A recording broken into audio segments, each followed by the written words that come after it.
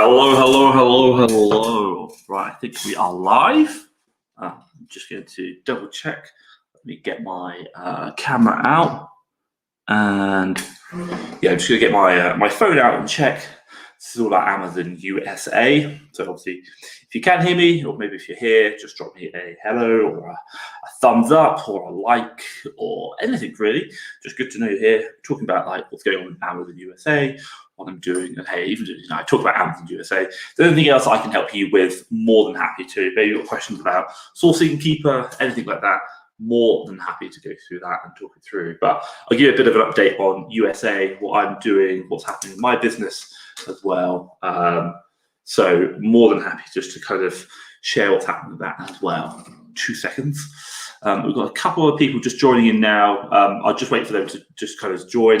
Drop a comment down below if you are here. Let me know who's here, maybe where you are from. And also as well, like how your journey's getting on. My God, we're all on different journeys. USA business as well.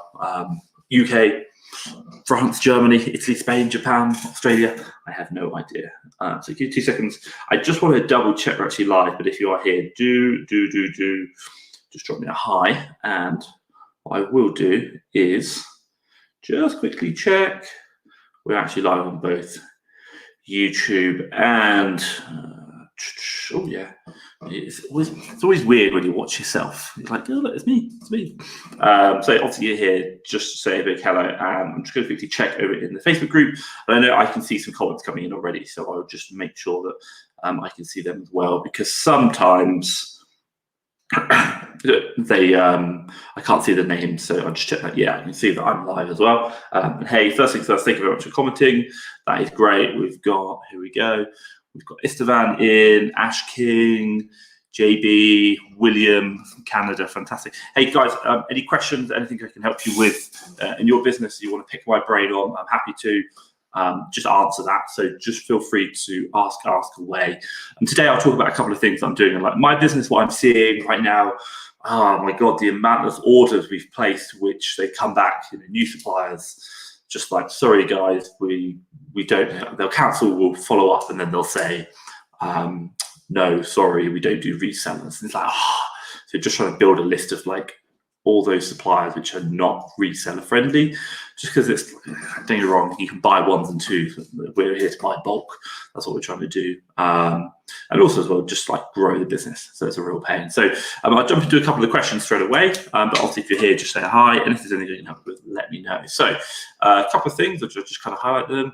Istvan says, hey Tom, just registering my LLC. Fantastic. Hey, well done. Really, really good. It's, I talked about this before. If you're a UK seller or outside looking to sell in the USA, I do think there is a, I think there's a real advantage having an LLC rather than doing it from a remote, like UK LTD, for example, trading over, just because all the suppliers are really like, what they call, when you try and buy something, they're not interested. If you want to know, someone did actually share with me that you can contact all the suppliers and ask them if they take international cards, which is okay, but still, Seth Baker told me that out of 15 sellers that he uses for books, only 5 of them would allow international cards, 10 of them wouldn't. And really important to have that address in the USA. Istvan, I'm really interested. Let me know, where did you register? What was the reason behind it? I think the 2 ones I really looked at were Delaware and Wyoming. I went with Delaware in the end, tax-free state, but also as well. It's really easy to set up, and everyone does it. So I'm really interested to know. Let me know in the comments down below where you registered your LLC, and obviously if there's any reason why that one. I think also as well, if you're in the US, you have to basically, I was reading a lot of tax about it. It's like, if you live in the US or have tax residency in the US, you should pretty much do it in your state. There's no real benefit to go to Delaware, but if you're like outside, you can. And also if you want to, right now I'm in Mexico, I was speaking to a couple of Mexican sellers. They're probably doing like just over $1 million, I think, in their 2nd year. They're like wholesale.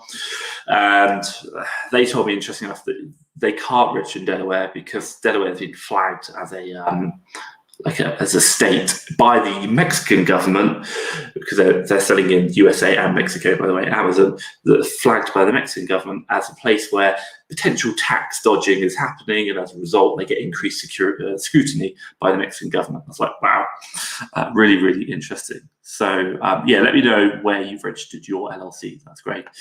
So just quite here, we've got Ash King. Ash, fantastic. How are you registering and how is life in the US? Well, I'm not in the US, but I will hopefully be. I need to book my flights today.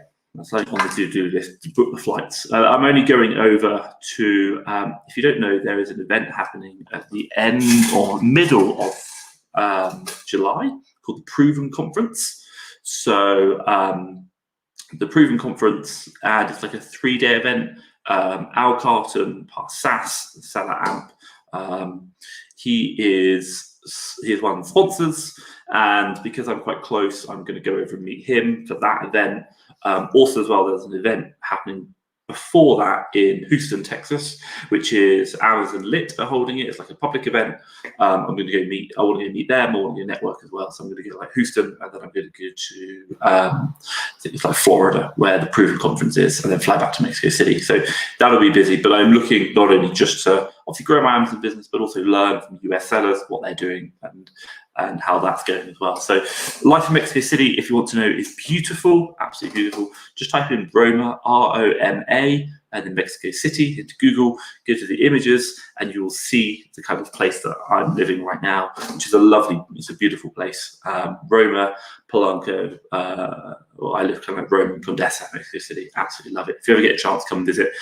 Really safe, lots of police everywhere. So, not that kind of like typical when I first came to Mexico. I was like, oh, it's fine. Like really, really nice. Lots of, I think of it as like London, but with good weather, if that makes sense. But it has been raining a bit. So I had to buy a coat. I was like, oh, I've got to buy a coat. So yeah, life is treating me well. Thank you, Ash. Ash, let me know how you get on. You'll see you're smashing it. I know you're doing the big heavy items. I see the pallets going out. Quick question for you. How long till you hit the million? That would be really interesting. I think you're obviously going to be well on the way there. So honestly, really, really good. JB's dropped in. How's it going? Honestly, really good. JB, how are you getting on? How's your business? Where are you at? What's the goals? What are you trying to achieve? What you're struggling with right now? If I can help you, fantastic. If not, then let me know. For us in our business, it's like the 1 million in the UK. We'll pretty much get that done in, in a couple of months. I think in a couple of months we might be hitting 7 figures over a 12-month period. I'm looking at the Seller Central app, but I've got it loaded. Let's just put it this way: we're over the 900,000. We've done over 900,000 in the last 12 months, and we tweaked our model a bit. So we're kind of looking at trying to turn stock more rather than just increase the profits. It's trying to increase the profits in line with increasing the turnover. Not for the fact to hit 1 million because it's a vanity project, just for the fact of restock limits, trying to increase sell-through rate. So we're learning, we're seeing, it's not perfect. Profit per item is lower, but I've got a great team. We can operationally achieve that, and we've got money in the bank. We had an Amazon loan. So JB, let me know how you're getting on as well. William's popped in. Hey, William from Canada. Hey, great to have you here. How's your business getting on? How's Canada, by the way, as a market? Are you selling in Canada? I'm really interested to see how that is versus what do you call it? Versus the US, and also as well as I mentioned earlier, I'm speaking to Mexican sellers who are in Mexico, and they're telling me all the little nuances around like taxation in regards to how it works for USA sellers coming into Mexico using FBA and how they can avoid tax. It's a really weird situation, but also so how the Mexican government allows you to create a company, but it isn't actually letting you register for any tax at the moment, and as a result, you can't create a bank account. So it's really a strange situation. William, you just dropped in here. How did you set up liability insurance in the US? Don't quote me. I don't want to say right yet, because I'm not sure exactly what the situation is, what I did with it, the way it worked. But let me get back to you? I will drop that back into the group later on today. If I put that back in my tax thing, that would be great. I just need to make sure I get the information right, and I don't, because I gave it to my admin assistant to do. And I was like, can you just do this? And she's like, fine, got it done. But let me go back to you. And I know there's a lot of conversations in a couple of other groups I'm doing as well. I think my question I'd ask for you, William, is what have you done? That might be quite an interesting one. Or what are you struggling with at the moment? I know for the US, there's a couple of brokers that you can use. And I know in the group chats we've had, I think I just passed it to my admin assistant and said, can you get this done, please? That's it. So she was brilliant, and I can just do that. So that's really good. So what are we doing now? So coming down here, Facebook user, I'm Richard and Wyoming. So that I was guessing that'd be Esteban. Yeah, we got that now. Just checking. Where's in Wyoming is tax-free. I need some more restock limit for Q4, so I diversify. Yeah, hey, I really understand. I don't think it's so bad in the US as the UK. I mean, like in the UK, I think when you first start, you get 1,000, but in my US account, it's still 3,000. So I get a lot more space. And obviously the sell-through rates or the sell volumes in the US are higher. But the one thing I am really finding in the US is everything just takes longer. It's a bigger place. So to ship in a shipment, it takes a good week and a half, 2 weeks before it's going into Amazon. I'm like, wow, this thing's taking time. And by the way, we're still using UPS, still shipping in through boxes, no like palletization, just to try and get it in quicker. In a couple of private groups I'm looking at, they're really complaining about how long it takes, and that is one of the big things. So Wyoming tax-free state, fantastic. I know that they have good like privacy laws in Wyoming, so that's good. Hey, and I'm glad to hear it, and glad to hear it's going well. No problems there. So Williams, pop out again. How did you set up insurance? Did you start with the US LLC? The only way I can get insurance is not cost prohibitive to get insurance out of the US. It's out of the US, not through Canada. Okay, fine. Okay, cool. Yeah, so like we have a US LLC. I'm not an individual seller. I'm a corporation or a limited liability company. And in the US, that's what we do. And we have an entity in Delaware. That's it. So entity in Delaware, prep center in New Hampshire, and everything's just done through that. And it's a foreign company owned by me. It's a US company owned by me. So I have a US tax ID, EIN. Yeah, EIN number. So hopefully that'll help you out. I don't know the answer through Canada. I'm sure there's obviously lots of Facebook groups you could ask the question for people who've got that problem in Canada. Generally speaking, we just keep it in the US because it's a lot easier. And one of the things I'm looking at, I'm really trying to do now is about create credit ratings. So in the USA, we're not spending huge, but we will. We'll probably talk about like 10,000 US a month when we get kind of up and running. I think I've only spent like 2,500 last week, so maybe I'm like 8,000 a month at the moment. But I want the cash back. I really want the cash back, and right now, because we're a brand new LLC, I can't get the cash back. And I'm talking to someone about how do we create a credit rating, which can then give me a credit file, which then give me a cash back or credit facilities. So I'm working with someone now at the moment to try and do that. And once I understand that, I'll let you guys know. And then number two, the other one, which she did mention, was like, if you've got an Amex card anywhere in the world, you can call Amex and they should be able to create an Amex card in America. But most of the time, you cannot get a credit card until you have a tax ID in the US, which is a personal tax ID. And I don't want a personal tax ID because I'm not a personal tax resident. But again, I'm not an expert. This is what I'm just kind of figuring out, learning, and I'll share it with you guys once I've got it right, create a video about it, share it as well.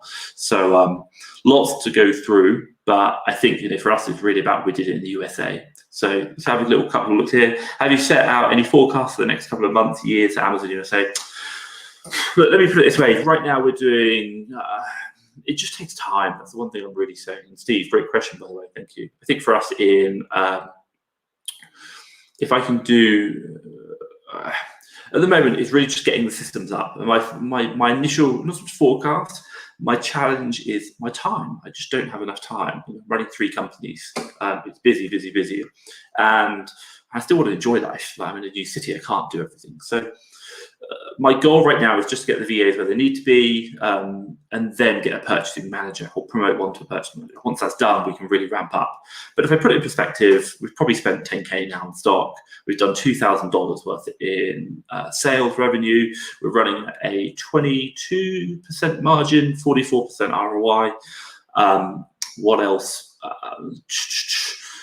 That's of the sales that we've got. What else have we got? And I think the question comes to me is, if I hit my goal individually is this year, if I can hit $250,000 US in sales by end of Q4, I'll be really happy. So that's from starting to $250,000, really happy with that. And it's just to be ramping up towards the Q4 period. That's one hell of a lot of work, by the way. top of my head, you're going to have to do 100,000. I've done 10,000 already, so I've got to do another 90,000 in the next 6 months, which I think we can do. And looking at the margins, looking at the ROI, I will just throw money at this because it looks great. My problem is I can't spend the money quick enough, and I'm still gated in everything. So I need to get ungated. That's one of my goals. And then the next thing is next year, if I can go for $1 million, call $1 million this year, next 6 months, the following year, go for $1 million, I'll be really, really happy. Just got to build the team, get it going. That's what I'm saying. But Steve, I'd love to know what your thoughts are, how you're getting on in your maybe UK or even USA business. I think for me, if I can do $250,000 this year with my team of, it would be 3, if that makes sense. So purchasing manager, 2 sources, and an admin assistant.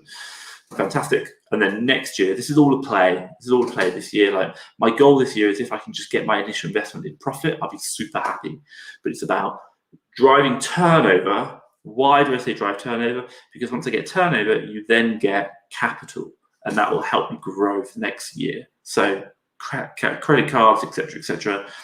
It's because next year is where the money is at. This year, trying to make it off this I'm not really too interested. I'm trying to grow it big because I've seen it in the UK. Hit near $1 million, you get £121,000 loan. Fantastic. Use other people's money to do this. So that's really good. And also as well, that the loans for Amazon, as far as I'm aware, don't quote me, are only liable for the company, not personally. Obviously, unless you're stupid as a director. So hopefully that's helped you out. Next couple of months, $250,000 this year, $1 million next year. Provisional, not perfect. That's what I'd like to be. What do you got? Hi, Sir Thomas. Do you have any hiring? Do you have hiring any time in case someone will apply? Because it only takes me time to practice and familiarize Amazon tools, and I'm ready to apply soon. Cool. If you're interested, you can apply. fasttrackfba.com. Resources work for us. We do, if you have applied already and you are unsuccessful, we do reject you for 6 months, just because it does take time and we get so many applicants that we can't keep reassessing them. So just keep that in mind. But hey, thanks for applying. Really, really good. And lots of people do look for VAs, and they will do. Those things happen.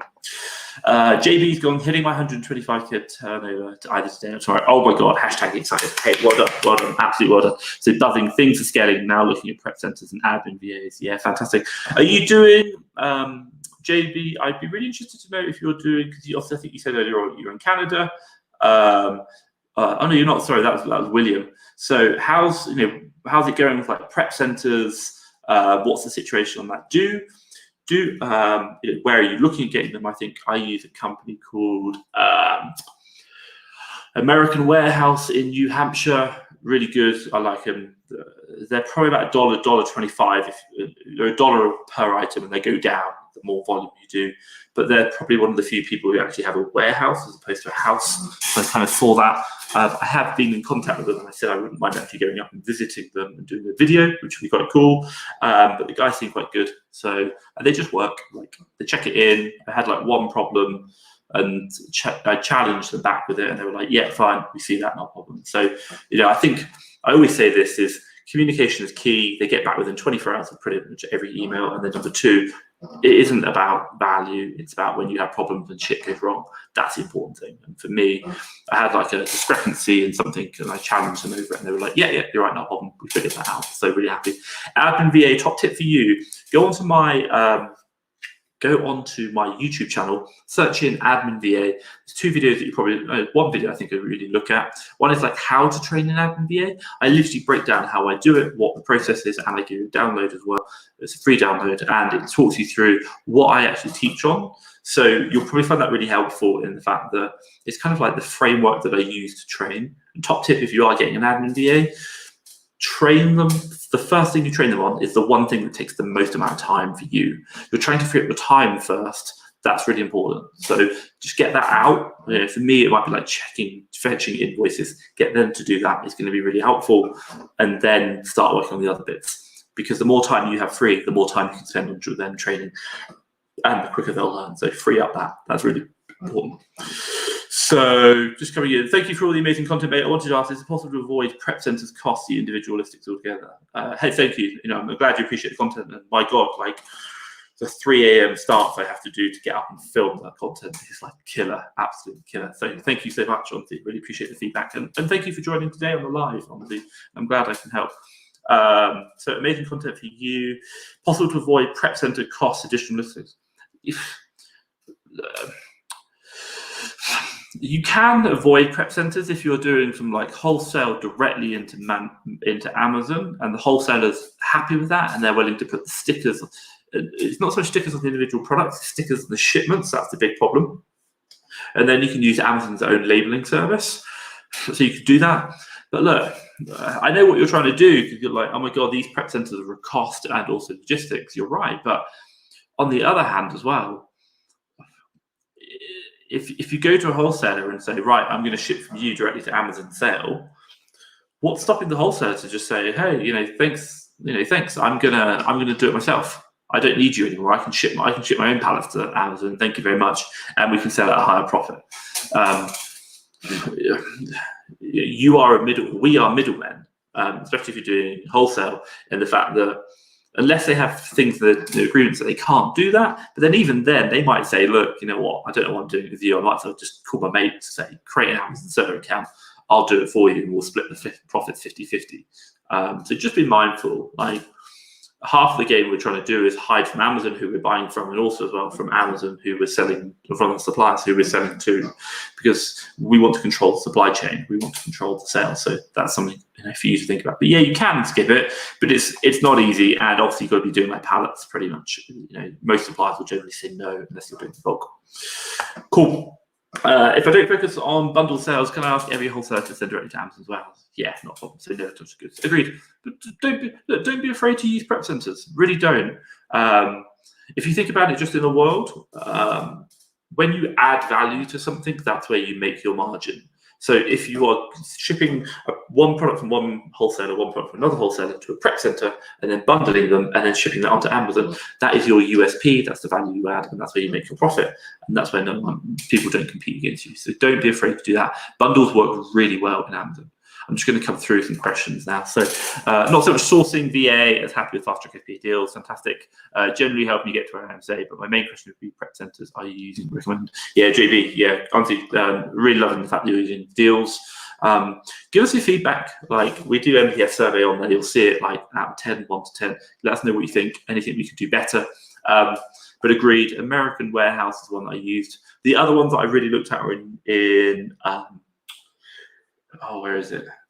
It's like the northern side, I can't think. Montana, that was it. All the other ones, tax-free state are in Montana. And obviously tax-free state was a big part, because you're saving, 3 to 7% on your costs. You just can't make that up. Like, if you can save 7% on your costs, like, it's incredible. So again, using tax-free states is going to be really important. I don't know how it works if you are a US national, etc., tax nexus, etc. But as far as I'm aware, there is no tax nexus for a prep center. It's just a transit, because you're not selling from there.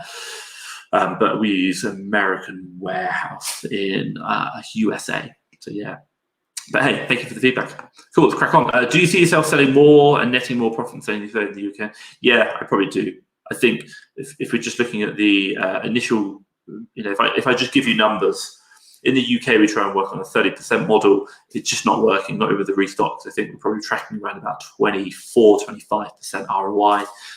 In the USA, I'm tracking at 44. Admittedly, I'm starting, I'm being more careful what I'm buying, trying to keep that margin up. Net margins, top of my head, is probably like 9%, 8% in the UK. We're running at 22 in the USA.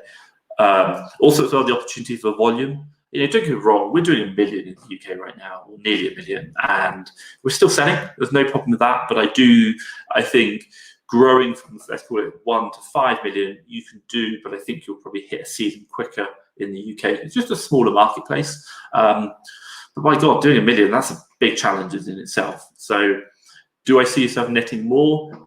Yeah, only because if you see most of the sellers in the USA, Amazon Lit, I follow them. We're going to go meet them. They're doing 56 million. I think they just did 50 million so far. Actually, they've just done 50 million. They shared a screenshot on Instagram in the last 12 months. And I don't really know of anyone in the UK who can say they're doing 50 or like, let's call it more than 20 million. So it's just a bigger marketplace, more sales. So yeah, I think long-term wise, possibly, but I don't know. That doesn't mean, hey, at the end of the day, revenue is vanity, profit is sanity. That's, and if you're making really good money in the UK and it's working, you've got a niche, fantastic, keep doing that. Great questions, by the way, guys. If you've got any others, do drop them down below. I'll see a couple more. I'm just going to go through and obviously share. If there's anything you want to ask me about my business, I appreciate it. Like, ask me anything about Amazon. Because you're here live on the call, I really want to help you guys out and just share. And I say help. God, like, do I know the answer? No, I'll just show you what I think and the way things, I would interpret it. It's up to you. I need some coffee. 1 second. It's like 7 in the morning. I need some coffee. Right, here we go. So I'm not telling you my name. Do your purchasing managers process a transaction without you, or do they present these to you prior to you pulling the nod and pulling the trigger? The first one. My purchasing managers buy stuff, and I don't review a single product, and I haven't reviewed a single product for like 6 months, if that makes sense, at least 6 months. I had my purchasing manager train up another purchasing assistant, which was great. So I didn't even have to get involved. But if I put it in perspective, in the UK, last week they didn't spend as much. They spent £26,000 in stock. The week prior, they spent £34,000 in stock. You just couldn't. Number one, I'm in Mexico. Number two, I'm in Mexico and they're in Philippines. Time difference, polar opposites. So we don't have time. And then number two is I couldn't spend £34,000 on my own and run everything else I do in my life and have a life. It just would be impossible. So they do it all. I trust them. I think the question is, and if you are thinking about purchasing manager, my thought process behind it is create alignment and then expect to see about 90 to 95% agreement in decision purchasing processes. And even where you don't purchase, the question you need to ask yourself is, at the end of the day, if it's not a shocking purchase, i.e. like, I probably wouldn't have bought that, but like, I don't think it's going to sell, there might be too much competition, it's not the end of the world. They are going to not be perfect, and you shouldn't expect perfection, because if I wanted perfection, they wouldn't be spending 34,000, they'd be spending like 4,000. And even with like a 10% error rate, they've just made £3,400 worth of bad purchases, which will probably sell through at maybe like break even or at a loss. The rest of it, 28,000 something is going to make me profit, and that's what I'm after. This isn't getting perfect, it's getting best it can be. So yeah, they buy everything. I know, trust them. They're spending 34 grand on my credit cards. It's a lot of cash. William said, we just started and have a few sales. I've tried a couple of leads and find most products get super saturated. I even checked a couple 2 to 3 months later. Prices remain tank. Can you talk a bit about your lead list? How do you recommend new sellers sign products?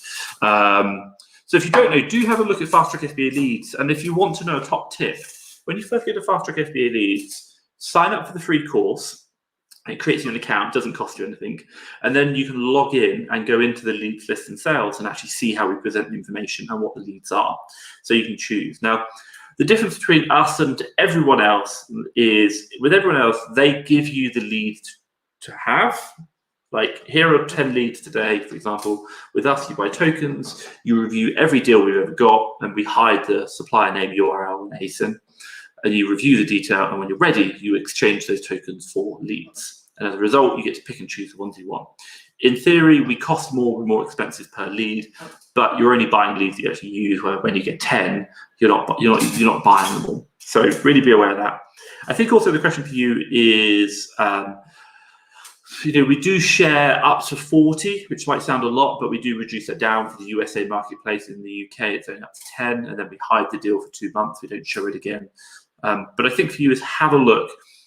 A lot of people, I think, have found our leads really good and they really like them. It can work in conjunction with another leads list because the ability to pick and choose.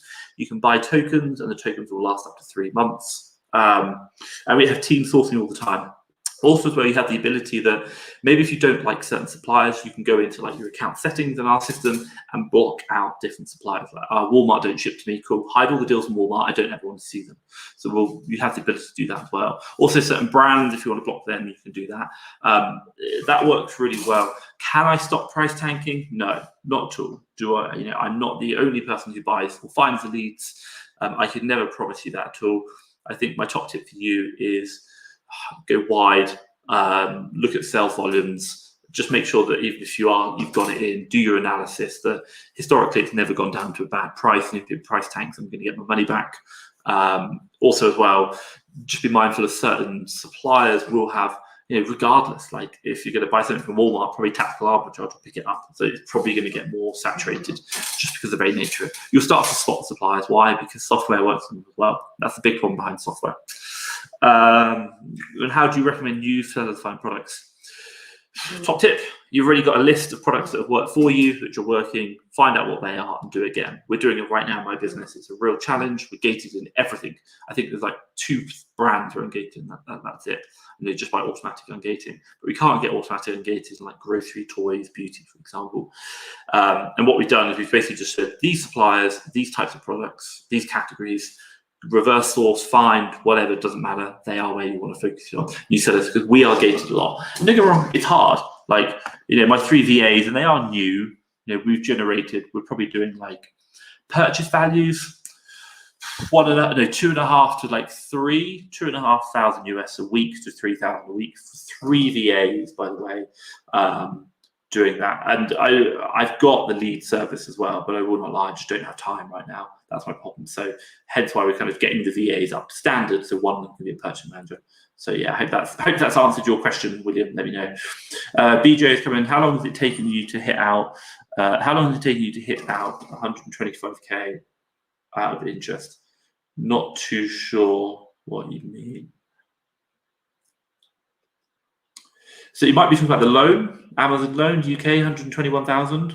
We've been selling for 4 years. That might be what you're saying, or like 125k revenue. US, UK, we're doing more than that. We're more than that per month now. I think we've done over that now in a month.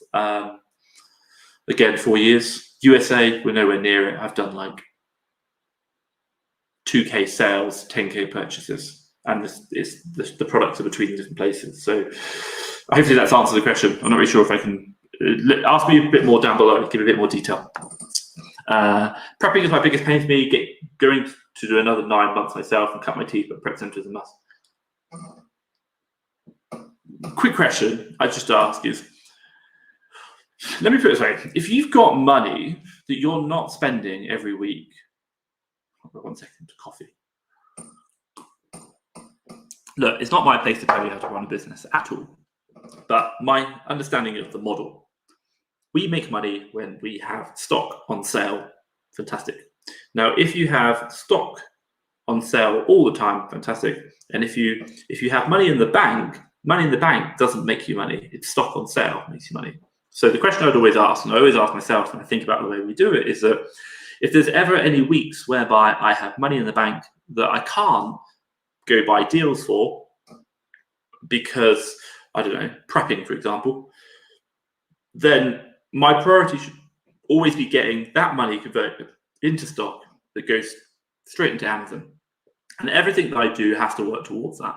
So the question I'd ask to you, and look, and again, it's your business, whatever you want, it's not a problem. But I'm just thinking about growing is always. I know you're going to save money by prepping yourself, but if you're going to invest, you can. If you're like, right, I've got some time, or I've got money, but I'm not spending. Buy some product, ship them to a prep center now. Let them do it. Even if it's like 1,000 US, where like, okay, I'm not going to make so much money on this 1,000 US because I've got prep fees, but that's fine.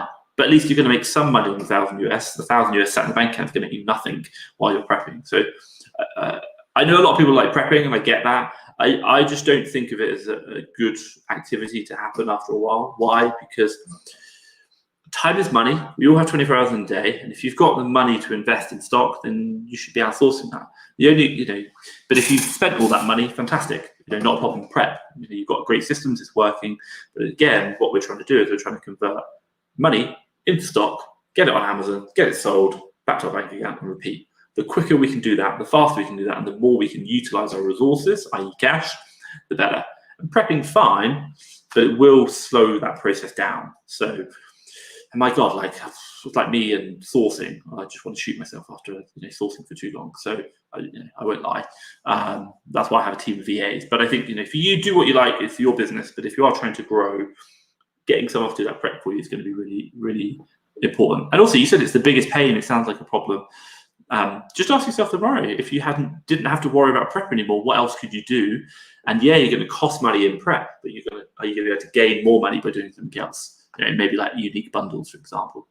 Isaac's popped in. Thank you for answering. Very helpful. Grand, fantastic. I'm glad I could help. Again, if you guys have got questions, drop down below. I've only got a couple more to go through. So let me know any questions. And hey, if it's been helpful, let me know. Just drop a hey. It's been really helpful. Thank you. And from me to you guys, thank you so much for joining. Appreciate it. You're always busy. So do your purchasing VAs ever need your approval? Are they completely free to sign?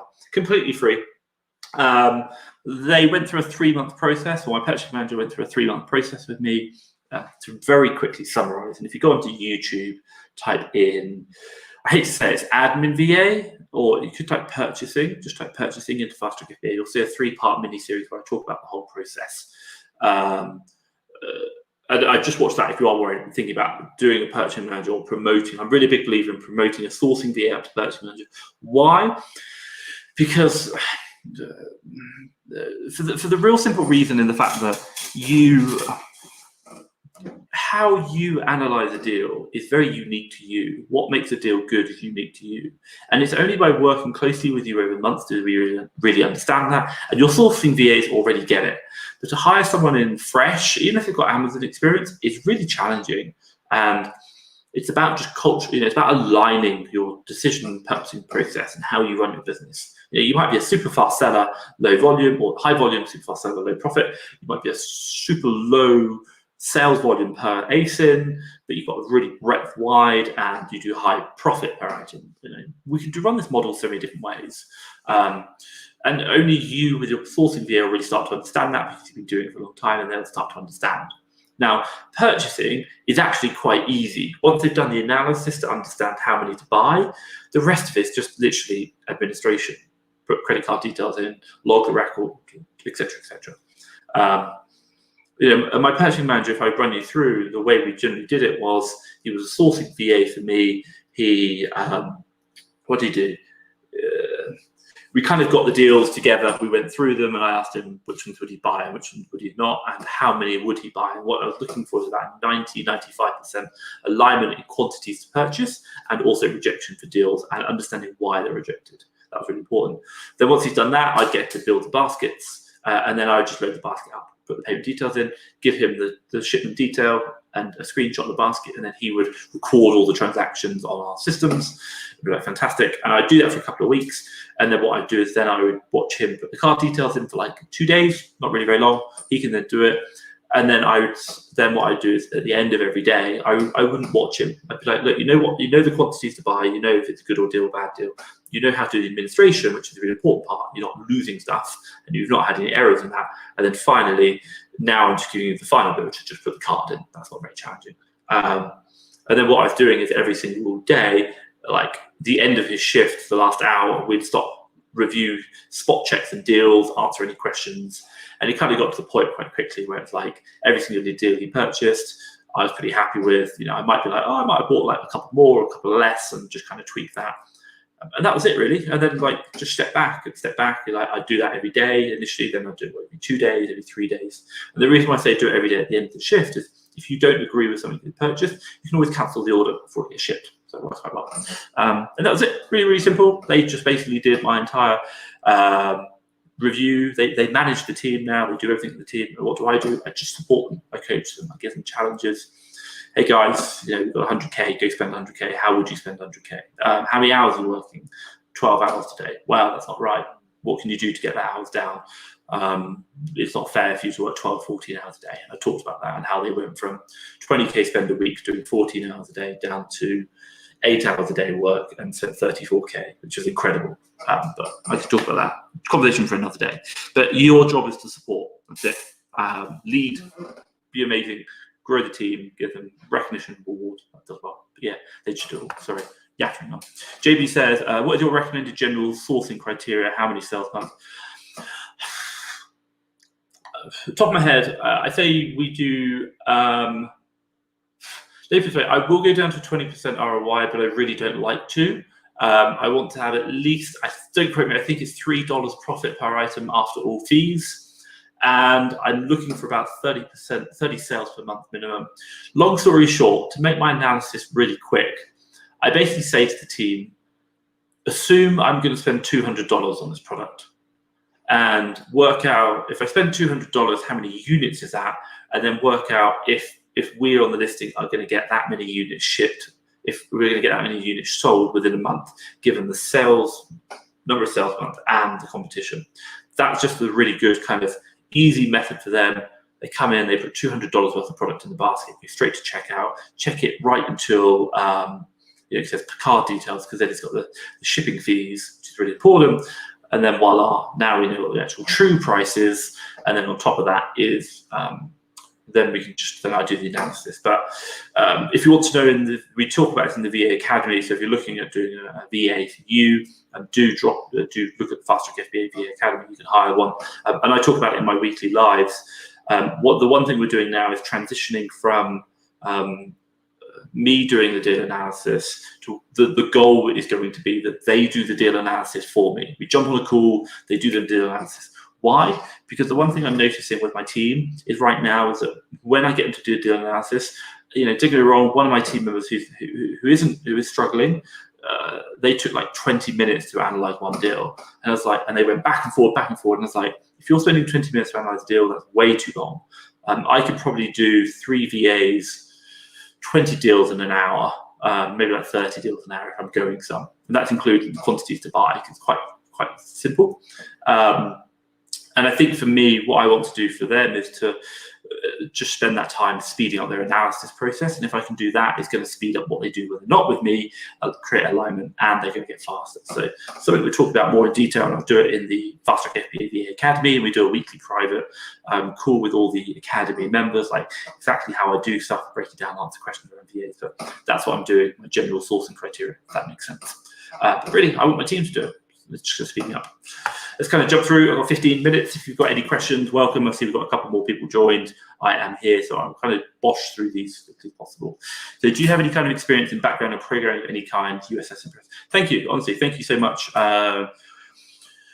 Short answer, I studied electronic engineering, but I dropped out of university. So I don't think I can really say I'm particularly great. And the programming you learned back then was like COBOL, which I don't know if anyone knows is like 1970. So no. If you want to know, I did teach myself how to program PHP and MySQL when I started my Amazon business. This was like 4 years ago. I spent 3 years just learning how to do that. And now I no longer do it. I have developers, they do it for me. But the USS is something I built, and I remember it vividly about 1.5 years ago, sitting in an airport in China when COVID was happening, ironically, because I was on transits, and I just had this idea of like, I really want some kind of sheet which allows me to do everything very consistently, allows me to do a lot of information, and we can integrate into our APIs to get data back, so I can get kind of the fee information. And once you know the fee information, you can then create custom sheets, and that's the biggest problem. There are a lot of Google Sheets out there, and that's fine. They do a lovely job, but making it live, making it interact, i.e. making it have the ability to go out, get an ASIN from a marketplace, the buy box price and sales rank, all the fees associated with that, live every single day. Once you have that, my God, you can do so much more. So that's the whole point behind the Ultimate Sourcing Sheet, the USS. If you're interested, look at Fast Track FBA. In effect, not only does it just create a really easy workflow for purchasing, sourcing everything, not sourcing, managing your purchases, managing your stock, supporting you in reorders, because my God, we were seeing that even in my business right now, 70% of my products that we buy on a weekly basis, we've already bought previously in the last 12 months. That's part of your reorders process, but also which suppliers work. And then just, my God, people want to do like repricing sheets. They want to hack their own stuff. We all like to play with Excel. But getting that data is really key, and you can get that in USS, and it updates automatically every night. So really key, really important. We've got some big plans for it, what we can do going forward. We want to keep it very much working. We're even looking to try and do something around brand checkers. It's going to integrate into it as well to make it even more powerful, and just support you guys in your businesses, because it really helps. And I love the FAS sheet. The FAS sheet is part of the USS, forecasting Amazon sales and stock. It's about telling me, Tom, have you done enough work this week to drive my business where it needs to be? And quite simply, what does that mean? Buy enough stock. And I love looking at that, and I love even breaking it down by individual VA, what their performance is. and sharing it back, because I can get, I can tell you right now one of my VAs isn't where we'd like them to be, and as a result, I can see that very clear as day, and I can set them a very clear target. Here's where I want you to be. So really challenging. So I'm not telling you, I was just asking the other guy, JB. Haha, fantastic. Okay, cool. Love. Right, cool, coming through. I'm not telling you my name. My God, my coffee's getting cold. Really appreciate your thoughts, looking into accumulate profit first and then invest in prep center. But you're right, I could focus on more without the prep. Yeah, look, this is a question about. I think, let me ask you the question. Let me do you a really simple analogy. You got 100 US. You just sold 100 US in really simple. You sold 100 US and you're running a 20% margin. Fantastic, well done. You are doing really well, and you can feel proud you've got a 20% margin. What does that mean? You've got $20 worth of profit. Fantastic, well done. 100 US in sales, you've got a 20% margin, $20 profit. Cool. But you might as well, on the other hand, you're doing your own prep. On the other hand, might be that you've done 300, trying to do this in my head, $300 sales, and you know what? Your margin is only 10%. Oh, man, the other guy's getting 20%. He's so much better than me, and you're only doing 10% with your $300 in your prep center.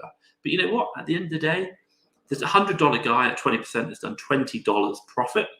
The $300 guy at 10% margin, not doing the prep himself, he's only done 10%, but you know what? He's done $30 profit. And I understand what you're saying, profit first, but this isn't an equal race. We're not all doing exactly the same amount of revenue, and as a result, the margin, when you look at it on an individual basis, it can be misleading. There's another metric you should really look at, which is what's known as, they do it in stock market trading, ROI, annualized ROI. And I'm not saying ROI itself, it's very similar to margin, but annualized ROI. And in particular, what you're looking at is how much money can I make every year from my investment? And that's because if you are able to, let's say, for example, if you're prepping yourself and you're running at half the speed, or a third of the speed, $100 in sales, yeah, you're making $20 margin. Fantastic, great, no problem. But because you've got other teams, you've got prep centers, you're going faster, you can now do 3 times the volume of sales. Yes, at less revenue, but you are making more cash profit. And at the end of the day, margin ROI doesn't pay the bills. It's physical cash in the bank. The profit we use from that pays the bills. And I think that's something to be really mindful of. And be very, very careful when you are reading other people's ROIs, talking about margins. It could be the most misleading thing in the world. A private label seller, for example, 30% margin. Wow, great. But you know what? Like, they can buy a product today and it's going to take them 3 months to ship from China, get it on sale and go on sale. And they're holding that product, from the moment they spend the pound to get it sold, could be anything up to 6 months. But you might spend £1 today and get it sold in a month.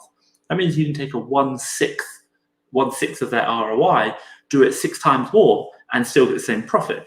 Your margin will be a lot less, but you're going to create the same. So purely looking at margin ROI calculations are dangerous. Always look at them over the time frame that you've invested that money. That's the important thing. I hope that makes sense. I just like to waffle on. That's just what I'm thinking about. As a new seller, if Amazon on this thing, should you compete with them? Thank you for the content. Thank you for feedback, really good. Thank you for joining. Short answer, I generally say no. I don't like to compete against Amazon unless you know how to read the Keeper. Check out, I do a 3-part Keeper mini-series. I think it's really good. The middle one, intermediate, so just type in Keeper Fast Track FBA, you'll see it. There's an intermediate one, or advanced it's called. In there I show you exactly what to read in how to read Keeper. There is another video I've done as well. Fast Track FBA is like a picture of me with a cup like this, like that. It's 3 ways to tell if Amazon's sharing the buy box. Watch that, it's only 5 minutes long. It will show you exactly what you need to do. You can compete against Amazon, just make sure they're sharing. That's the most important thing. If they're not, do not bother, not worth it. It's their game, they will run margins way lower than you, if not lose money. So check that out. You can compete, and I have done, I think top of my head, we're doing, I don't know, maybe 10% of my ASINs in the UK have all got Amazon on them. It's fine. As long as we can sell, that's all we're interested in. So yeah, hopefully that's been helpful. If you've got questions, I've got another 9 minutes, a couple of questions to go through. Thank you, by the way. Really good questions today. Normally it's just me talking myself, but you guys are all in, so hopefully this has been useful. If it has, let me know in the comments down below. And also join me for next week's lives. Just ask me. I'm here to, I talk about my selling journey, but I'm here to help you guys as well.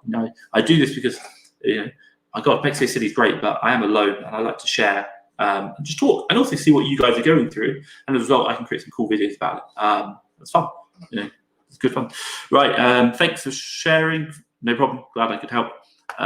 You, Ali, okay, is RA and OA legal in the UK? Sometimes you can come across horror stories where brands are taking sales to court. Also, what if brands list and that they sell to consumers only as part of the T&Cs? Yeah, look, it's kind of like the grey market. It's so you have what's known as the distribution channels. So it starts with the manufacturer, then it generally goes to distributors, and then it goes to wholesalers, and then it goes to retailers. When you buy from a manufacturer, a wholesaler, or a distributor, that's called authorized distribution channels, which allow you to sell. Not guaranteed, like they allow you to resell the product because it's bought from a legitimate supply chain or intended supply chain for resale. Whereas if you buy from like Walmart or Asda or Tesco, for example, that isn't in the people who the products that are sold by those suppliers are not intended for resale. They're intended for retail purposes to the end consumer. But if you were to buy them and resell them, it's called like the grey market. Now, in effect, what are we doing? We're just doing trade. We buy something, we resell it. That's it. Now, in the UK, reselling something, yeah, not a problem. Like, my God, if it wasn't legal, it'd be a logistical nightmare. It'd make car boot sales like illegal. Yard sales illegal. Because once you own that product, you own the product. You have a legal right. If you want to resell it, you can. Where it comes into a bit of a problem, which you're talking about the horror stories, is where brands get involved in regards to, like, you're selling our intellectual property or you're selling our brand name. They have taken sales to court. Look, the short answer is, if you do your due diligence, we have the Fast Track FBA brand checker. You can do a lot of IP checkers as well, intellectual property. Read the keeper charts, read the number of new sales, look for other people competing against it. If there are other people on that listing who are third-party sellers, I think you're going to be fine. Are there examples that you can find where people have been taken to court by brands? Yeah, of course. Oh my God, like, some brands which are just crazy, and it's just part and parcel of reselling. As much as you think about, man, I need to get out of OA and I need to get into wholesale, I've seen stories time and time again of people buying from authorized distribution, i.e. wholesale manufacturers, retailers, and still being flagged with IP warnings from the manufacturer or from Amazon because they're selling brands they're not allowed to. Unfortunately, it's just part and parcel of selling on Amazon. We have one customer, that's Amazon. Just be careful. That is the thing. So even if they state as part of the terms and conditions, interesting enough, if you want to know, it's really interesting. Most of the times I do look at the terms and conditions, I just search resale. 9 times out of 10, they won't say anything about it in the terms and conditions. They'll say that you cannot resell the website, but they don't say anything about the products in the terms and conditions. They're all pretty standard. But I think for you, if you're really worried about that, it's up to you. If you want to stay away from those brands, cool. If you don't, not a problem. Look, at the end of the day, business is about risk. And I'm not saying you should go out and risk everything, not at all. But the people who do really, really well, they probably do the things that other people tell them not to, and they figured out how to make it work. So there are brands out there that will send you a letter, don't do this, but they still keep doing it because they know that the letter is only a warning and they'll never, ever escalate it. So that's just something to be aware of. So if you know what you know, it gives you a unique selling point, and that's where the money is. So just be fine. So... Hey, Manesh is here. Just not sure if you covered this before, but how to get around restrictions using the UK card by some retailers like Home Depot.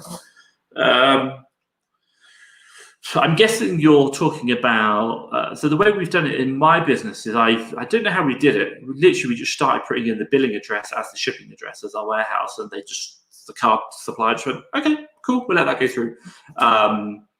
That's the really short. The biggest issue you get is where they do different shipping, different billing, and we managed to get around it by one day. I just play. Hey, can I put in my shipping address as a billing address? And they said yes. The transaction went through, and I think the more I did it, the card was like, okay, well, we'll take this address because you've done so many transactions through it, no problem. So, short answer is try that. Other than that, I don't really know. If you're outside the UK, we struggle with the USA. Use a VPN, make sure you're in the UK. That's about it, really. That's the only thing I'd probably say. Or worst case scenario, like, I probably shouldn't recommend this, but you can create a separate personal bank account and then use that card. But just make sure you don't mix personal work transactions. You can, as a director, do it personally and reclaim it. That's fine. But just if you are going to do that, and I really don't think you should, because it's a logistical nightmare for accounts, make sure it's a completely separate bank account. You don't do any personal transactions through. That's one thing you can do. I hope that's answered. Tom, your videos and streams do me a massive help. Great, I'm glad. Honestly, give me a thumbs up, give me a like. I'm sure you're subscribed. I have no doubt when the day comes, I'll be coming through Train VA. Thanks so much, man. Cool. I'm so glad. Honestly, thank you so much. Quick question here. Hi, Tom. Thanks for the videos. Between Seller Amp, SAS, and BuyBot Pro, which would you recommend? They're both really good. And we also use Fast Track FBA. We use FBA Multi-Tool. We use all three in my business. For my USA business, which I'm doing right now, I use SAS. It's fine. They're all fine. They're all good. No real problems. Every now and then, I do switch over to FBA Multi-Tool when I have to do variation checking, because I have that as well. But don't get me wrong. I think it's preference. My purchasing manager in the UK really likes SAS. My USA team for sourcing use FBA Multi-Tool. My UK team for sourcing, they use a combination of BuyBot Pro and FBA Multi-Tool, and also as well my lead service sourcing teams, UK and USA, use, I think, FBA Multi-Tool and BuyBot Pro. I can't give you the answer. It's what works for you, honestly. And the really funny thing about all of them, and I know the developers for all of them, actually, I've spoken to them, is that when one creates something, the other one then copies it, and it's like, fine. So you're not really behind. I think it's just preference. That's it. Whatever works for you, they're already good. They do a great job. It's just nuances we're doing them. Right, I've got a couple of minutes and I need to finish up. So thank you for everyone watching. And questions, really good questions. I'll try and be quick. Ambreen, fantastic. Can you please tell me which software is best to find out the profitable products like source mode, technical arbitrage, which one you recommend to find those products in wholesale FBA? Okay, so one of the big... if you're doing wholesale price scanning lists, two things people talk about, and I don't know from experience, I'm just sharing. Scan Unlimited, the one they use, but also you can do it through Keeper. You can do some weird kind of reverse sourcing through Keeper. If you can pick up the barcodes, I'd recommend looking at that. You can do like bulk upload. Check that out. That's really good. Scan Unlimited is the other one. If you are looking to do arbitrage, I would just be so careful about using software. Don't get me wrong, you can do it, but here's the thing. If the software shows you a deal, it's showing everyone else that deal. So one element of our game that we play is about exclusivity. Less competition equals more opportunity for you to sell. So if you're using software, even leads lists where they have very high people count, I know one of the biggest leads lists in the USA will share to 55 people. They're quite open about that. Just be mindful for you is to say that using that, you are going to get more competition just by the very nature of it. So be very careful. So, but hey, you can use software. If you're going to do it, maybe like find variations, different ones, no problem. But I hope that answers your question. Last question for the day. It's 8 o'clock. I do need to go. My Amazon USA team are going to scream at me. Tom, please analyze our deals. So, Tom, just an idea that you can make a video about setting up a company with corporation tax at Amazon, FBA, what etc. pros and cons. Agreed. My God, we could do one for the UK and then another one for the USA. And I don't get me wrong, I do plan to put something together for the USA, what we're going through right now. That's going to be really important. But just to share with you, so I think that is something that we'll definitely do, and I think really great idea. So thank you so much about that. That's really good. So thank you. And hey, appreciate the feedback. One final one quickly. I think I'll go. Hi, Tom. Nice videos. Learned a lot. Third party sale on Walmart. If third party is a brand owner, can I buy from him or her on Amazon? You can physically buy and sell on Amazon. Does it mean you're going to get an IP? Possibly. But could you get an IP from buying from Walmart and selling on thing? Possibly. Again, do your due diligence. Look at the Amazon listing, are other sellers on it. You could be fine, you could not. I don't know. There is no one hard answer. But hey, I hope that's been useful. But hey, enough from me, guys. Wow, that has been like a bombarded questions. I hope that has been useful for you, helping you in your Amazon journeys. First things first, thank you so much for joining me. Thank you for your questions. I will try and talk about what I do as well. If you've got questions you want to ask me, I will do them in the live as well, but I'll share them out through my video content that I'm doing as well. But hey, thank you so much. It's been a real pleasure, and keep smashing your Amazon businesses. I'll keep you updated, and I'll catch you same time next week. Bye-bye.